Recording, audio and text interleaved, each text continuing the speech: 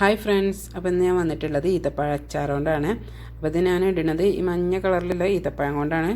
എനിക്കിഷ്ടം മഞ്ഞ കളർ ഈത്തപ്പഴം കേട്ടോ. ഈ ചുവപ്പിനേക്കാളും ചുവപ്പ് കുറച്ച് ചവർപ്പ് കൂടുതലേക്കാരം, മഞ്ഞ കളർ നല്ല മധുരമൊക്കെ ഉണ്ടാവുക. അപ്പോൾ ഇതെങ്ങനെ ഇടാമെന്ന് നോക്കാം നമുക്ക്. അതിന് വേണ്ടിയിട്ട് ഞാൻ അടുപ്പൊക്കെ കത്തിച്ചങ്ങാണ്ട് ഒരു ചട്ടിയൊക്കെ അടുപ്പത്ത് വെച്ചിട്ടുണ്ട്. നമുക്കിതിലേക്ക് എണ്ണ ഒഴിച്ചു കൊടുക്കാം. എണ്ണ നമുക്ക് ഇഷ്ടമുള്ള എണ്ണ ഉപയോഗിക്കുക.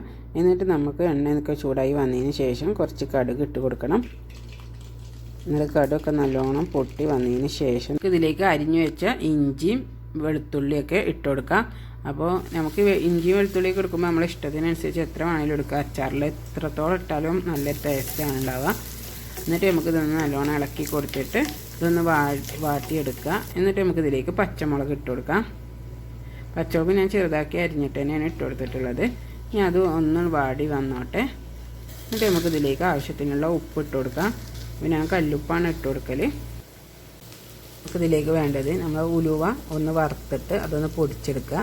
അപ്പോൾ ഞാനതൊരു ടേബിൾ സ്പൂണോളം ചേർത്ത് കൊടുത്തിട്ടുണ്ട്. ഇനി നമുക്കിതൊന്നൊക്കെ നല്ലോണം ഒന്ന് മൂപ്പിച്ചെടുത്തതിന് ശേഷം നമുക്ക് കറിവേപ്പില ഇട്ട് കൊടുക്കാം. അത് കറിവേപ്പില ഇട്ടതിന് ശേഷം ഒന്ന് ഇളക്കി കൊടുക്കുക.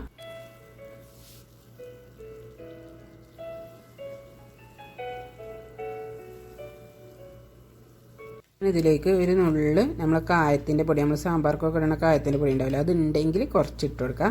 പിന്നെ നമുക്കിതിലേക്ക് സുറുക്ക് ഒഴിച്ചു കൊടുക്കണം. ഇതൊക്കെ നമ്മൾ കുറച്ചധികം ഒഴിച്ചു കൊടുക്കണം. അച്ചാറാകുമ്പോൾ നമുക്ക് കേടുവരാതെ ഇരിക്കാൻ വേണ്ടിയിട്ട്. ഇതൊന്ന് നന്നായി തിളച്ച് വന്നതിന് ശേഷം നമുക്കിത് ഓഫാക്കിയിടാം. എന്നിട്ട് ഒന്ന് ചൂടാറി വന്നതിന് ശേഷം നമുക്കിതിലേക്ക് ഈത്തപ്പഴം ഇട്ട് കൊടുക്കാം.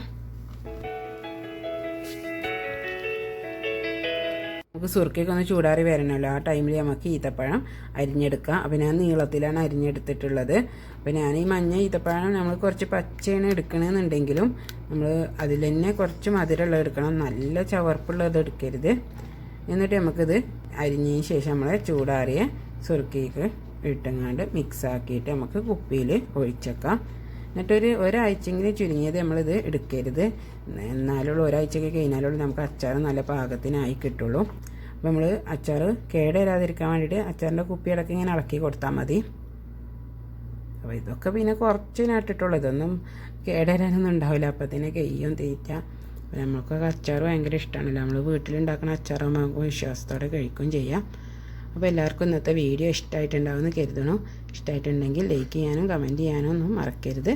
സബ്സ്ക്രൈബിൻ്റെ ചുവത്ത ബട്ടൺ അമർത്താത്തവരാണെങ്കിൽ ഒന്ന് അമർത്തട്ടോ.